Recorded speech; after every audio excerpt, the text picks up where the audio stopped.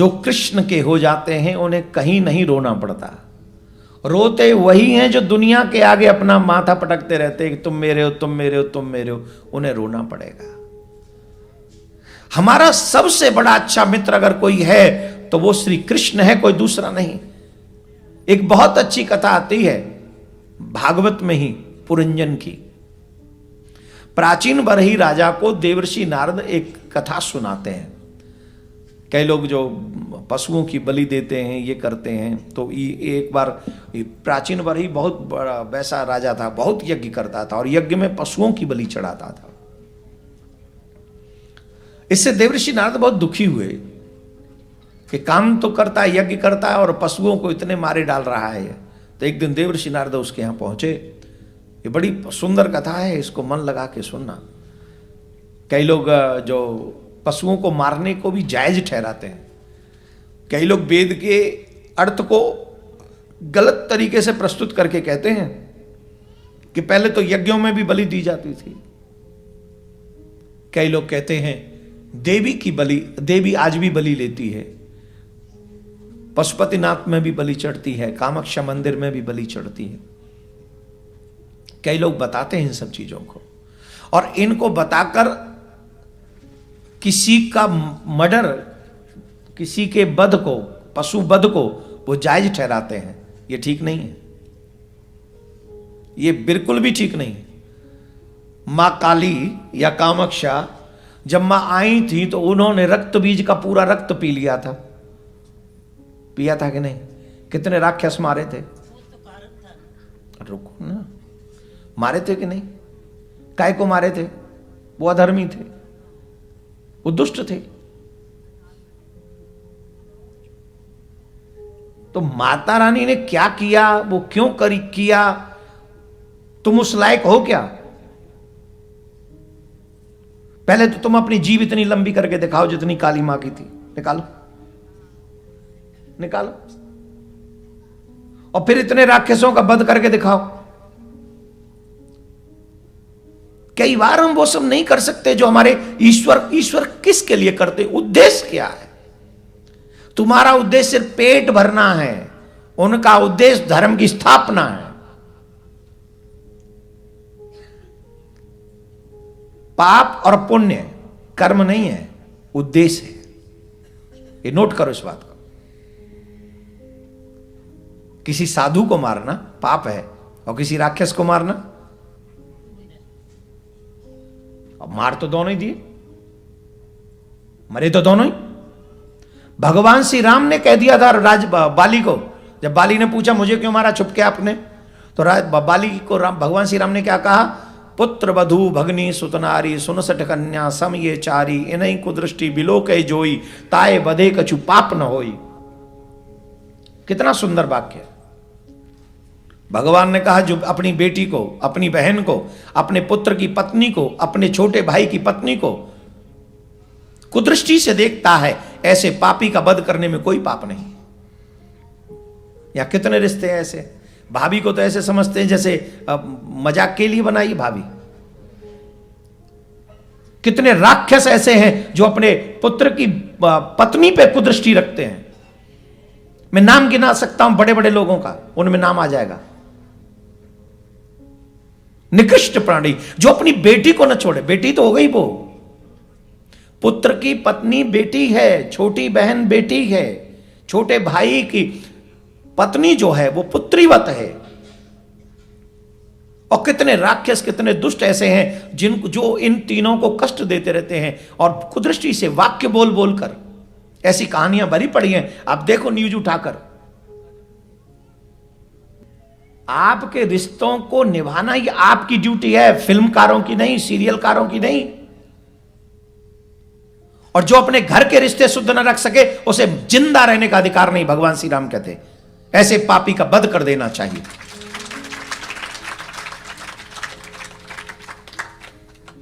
उद्देश्य महत्वपूर्ण है। भगवान ने मारा तो रावण को भी था, और जो लोग अपनी बहन बेटियों पर, अपनी इन पवित्र रिश्तों पर कुदृष्टि रखते हैं उन्हें मार देना ही चाहिए, कोई बुराई नहीं।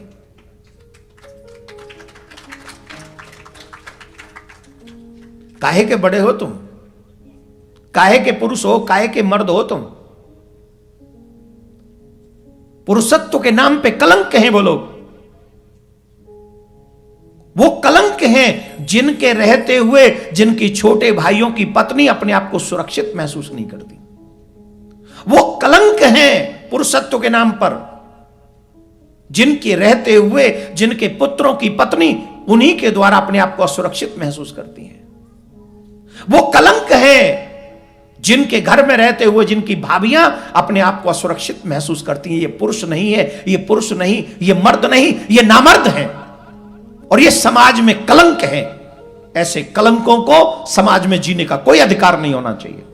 कानून लचीला है अभी हमारे यहां, कानून मजबूत होना चाहिए और मजबूत होना चाहिए कानून, कि ऐसे लोगों का सही न्याय हो सके। भगवान श्री राम की दृष्टि में ऐसे लोगों का वध करने में कोई पाप नहीं। तो नारद जी ने कहा, तुम क्या ये तुम शुभ समझ के यज्ञ में पशुओं की बलि चढ़ा रहे हो? देखो आकाश को, आकाश में देखा सारे पशु आंखें फाड़ फाड़ के क्रोध की दृष्टि से प्राचीन बरही को देख रहे हैं, सींगों को पहना पहना के। प्राचीन बरही डर गया, ये क्या प्रभु? बोले जब तुम मरोगे ना, ये तुम्हें खाएंगे ऊपर जाके, सब बदला लेंगे तुमसे, जितने तुमने मारे उनकी संख्या और बढ़ गई है। अरे प्रभु मैंने तो यज्ञ किया। बोले यज्ञ किया ना, अब ये तेरा यज्ञ करेंगे, अब जाओ ऊपर। जाएगा तो सही, झेलेगा तो सही। तो प्राचीन बरही डर गया और प्राचीन बरही ने कहा, प्रभु मुझे इससे बचने का उपाय बताइए, अब तो ये कर चुका मैं, इसे तो बदलाव नहीं कर सकते। तब प्राचीन बरही को देवर्षि नारद ने बहुत सुंदर कथा सुनाई और ये कथा हम सबको सुननी चाहिए। उन्होंने कहा, एक पुरंजन नाम का एक जीव था और उसका एक मित्र था जिसका नाम था अविज्ञात। क्या नाम था? जोर से बोलो। अविज्ञात से पुरंजन ने मित्रता की। तो अविज्ञात ने पुरंजन से कहा, बोले सुन मेरी एक शर्त है, तू मेरे संग रहेगा, मैं तेरे संग रहूंगा। तू मुझे छोड़ देगा तो मैं तुझे छोड़ दूंगा। तू मुझे याद करेगा तो मैं तुझे याद करूंगा। तू मुझे भूल जाएगा तो मैं तुझे भूल जाऊंगा। अंग्रेजी में इसी को कहते हैं टिट फॉर। ये उस मित्र ने कहा थी, मेरी शर्त यही है, I will do what ever you did. बोल ठीक है, एग्री। मित्रता हो गई। दोनों साथ में भ्रमण करने जा रहे थे तो एक गंधर्व नगर दिखाई पड़ा। एक गंधर्व नगर दिखाई पड़ा और उस गंधर्व नगर में देखा कि 9 द्वारे की नगरी है वो। तो पुरंजन बोला, hello my friends, I want to go there. पर अविज्ञात बोला, I don't want to go there. बोले बट आई वॉन्ट। बोले it's okay, up to you. मैंने तो तुमसे पहले ही कहा, तुम मुझे छोड़ोगे मैं तुम्हें छोड़ दूंगा, तुम जाओ, मैं नहीं जा रहा। बोले वो चला गया। और जब उस नगरी में गया तो उस नगरी में बहुत सुंदर सी एक राजकुमारी सी थी, बहुत सुंदर। ये जितने भी पुरुष लोग हैं, इनका आकर्षण एक तरफ होता है, देवियों की तरफ। तो उस स्त्री को देखा, बहुत सुंदर थी। उसे देखते ही वो और अट्रैक्ट हो गया। वो स्त्री भी जो थी, क्योंकि स्त्रियों का अट्रैक्शन भी पुरुष ही है, तो स्त्री ने देखा पुरुष बड़ा हैंडसम है, तो दोनों ही आंखों आंखों में चर्चा हुई। बोले तुम भी अनमैरिड, हम भी अनमैरिड। बोले ठीक है तो शादी कर लेते हैं। बोले कर लो। तो दोनों ने शादी कर ली। तो फिर शादी के बाद पूछा, तुम्हारा नाम क्या है? बोले मेरा तो नाम कुछ पता ही नहीं मुझे क्या है, तुम्हारा नाम क्या है? बोले मेरा नाम है पुरंजन। बोले ठीक है तो तुम्हारा नाम पुरंजन, हमारा नाम पुरंजनी। हो गई बात। बोले ठीक। अब पुरंजनी इतनी सुंदर थी। हाँ जी, कितने चले लाए थे? अपने लिए लाए थे, हमारे लिए लाए थे? ओ मैया मैया, क्या बात। अब देखो पुरंजन कितना आकर्षित हुआ पुरंजनी से, पुरंजनी के ही संग रहता है, पुरंजनी के ही संग घूमता है, पुरंजनी रोती है तो ये भी रोता है, पुरंजनी हंसती है तो ये भी हंसता है, पुरंजनी नाचती है तो ये भी नाचता है। इतना वशीभूत हो गया स्त्री के, यही करता रहता है। उस नगर की रक्षा 5 फन का सर्प करता है। 10 सैनिक हैं उस नगर की सेना में और एक सेनापति है। भोगों को भोगते भोगते भोगते भोगते कब दिन निकल गए पता ही नहीं चला। एक दिन चंडवेग नाम के राजा ने उस नगरी पर आक्रमण किया। चंडवेग नामक राजा ने जब उस नगरी पे आक्रमण किया तो माय डियर, वो जो नगर रक्षक था फन, 5 फन वाला सर्प, वो बहुत लड़ा बहुत लड़ा बहुत लड़ा, पर अंत तो गत्वा उसके फन कुचल दिए गए। तो वहां भगदड़ मच गई। बड़े सावधानी से सुनना ये कथा। वहां भगदड़ मच गई, सब लोग अपनी जान बचाने के लिए भागने लगे। पुरंजन भी वहां से भागने लगा, लेकिन पकड़ लिया गया।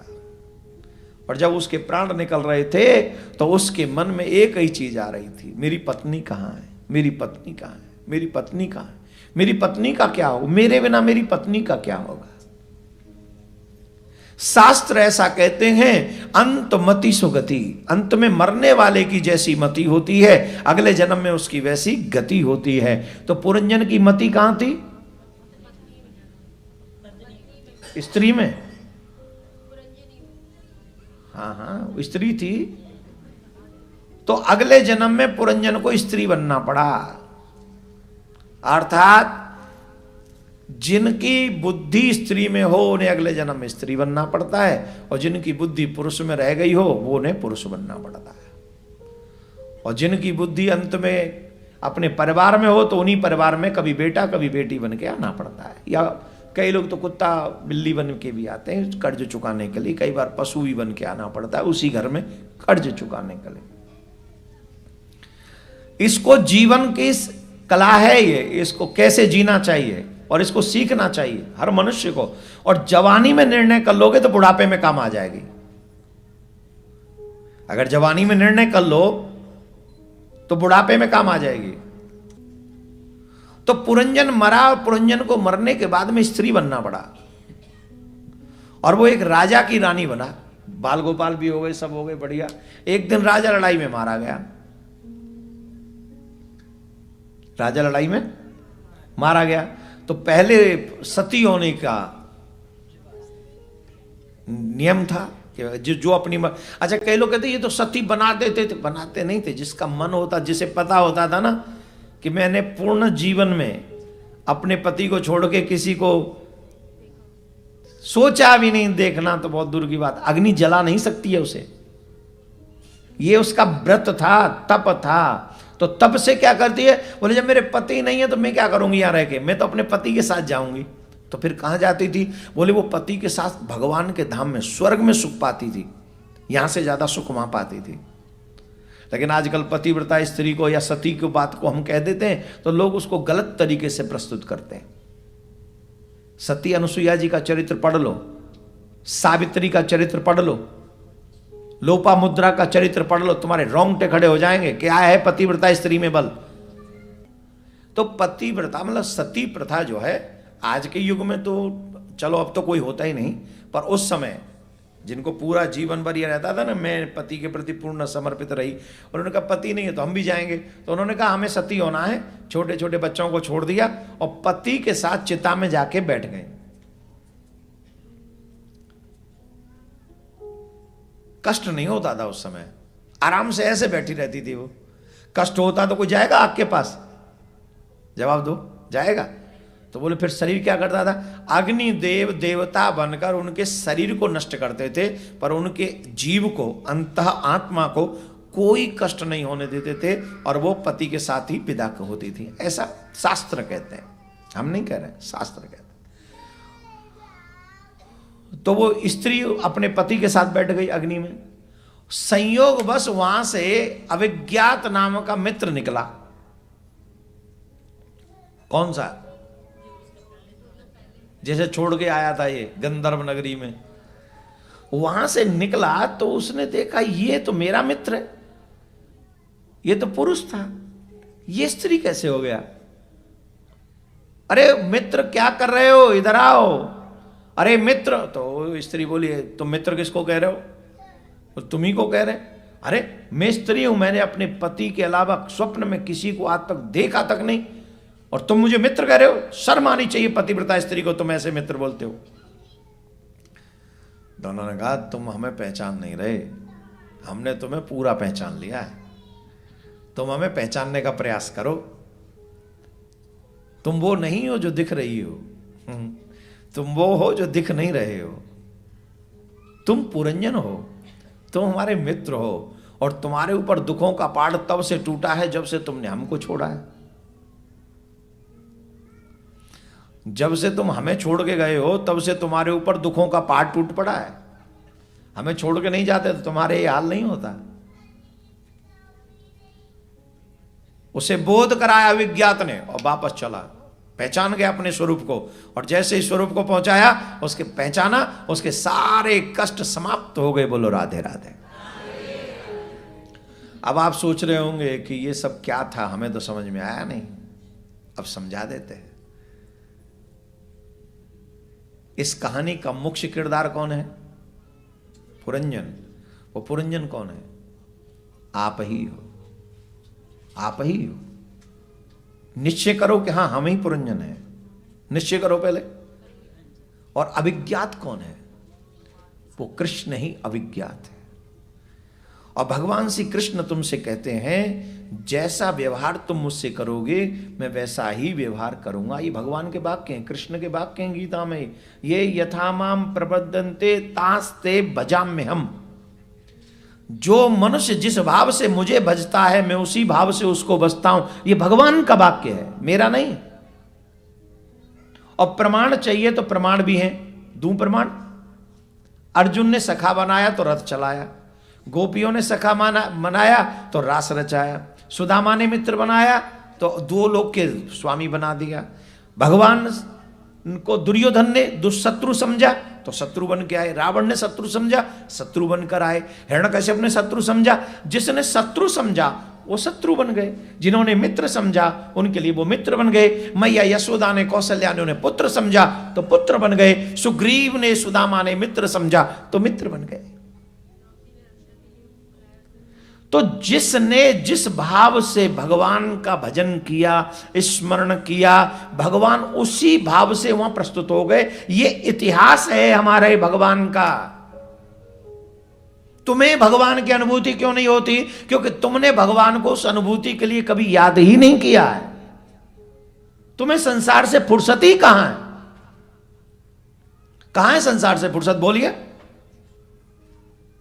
तुम तो भगवान के बन ही ना सके, पूरा जीवन निकल गया, भगवान के बनने की इच्छा भी नहीं जगती हमारे मन में।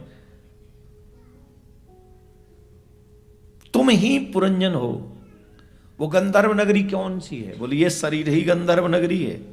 9 द्वार, 9 द्वारे की नगरी है ये। 2 2 2 1 कितने हो गए? फिर गिनो एक बार। 2 2 2 1 कितने हो गए? और 2 गुप्त द्वार जिनसे मलमूत्र निकलता रहता है, कितने हो गए? 9। ये 9 द्वारों की नगरी को ही गंधर्व नगरी कहा गया। और इसमें जो नगर रक्षक है 5 फन वाला, वो है हमारे पंच प्राण, अपान वान, ये 5 जो हैं, ये पंच प्राण का फन ही। जब प्राण निकलने वाले होते हैं तो सबसे ज्यादा लड़ाई यही लड़ता है, श्वास लड़ती है कि नहीं? तेज तेज हो जाती है, श्वास तेज हो जाती है, लड़ती रहती है, अंत में वो स्त्री कौन है? बुद्धि। बुद्धि, जैसे एक जीव इसमें एंटर करता है तो उसे बुद्धि मिलती है और उस बुद्धि से हमारा विवाह हो जाता है। जैसा बुद्धि निर्णय करती है हम वही करते हैं। हाँ जी कि ना जी? पक्का? हाँ। तो वो राजा कौन है? चंडवेग, वही है मृत्यु। जब चंडवेग आक्रमण करता है तो फिर बचने का कोई चांस नहीं रहता। 10 सैनिक कौन है? 5 ज्ञानेंद्रिय, 5 कर्मेंद्रिय। उनका सेनापति कौन है? मन। संकट आने पर सेनापति भाग जाता है। ज्ञानेंद्रिय कर्मेंद्रियां लैस होने लग जाती हैं, कमजोर होने लग जाती हैं और अंत में प्राण निकल जाते हैं। उस प्राण को निकलते समय जो गति हमारी होती है, स्थिति हमारी होती है, हमारा अगला जन्म उसी पर निर्धारित होता है। इसलिए यह शिक्षा हमको मिलती है इस कथा से, कभी भी कृष्ण को छोड़कर, अपने गोविंद को छोड़कर संसार को अपना मानना नहीं चाहिए। जो नहीं मानते हैं वो तर जाते हैं और जो कृष्ण को अपना मान लेते वो तर जाते हैं और दुनिया को जो अपना मानते वो फंस जाते हैं। हर घर में गूंजे सनातन की आवाज। वीडियो को लाइक करें, शेयर करें और चैनल को सब्सक्राइब करना ना भूलें।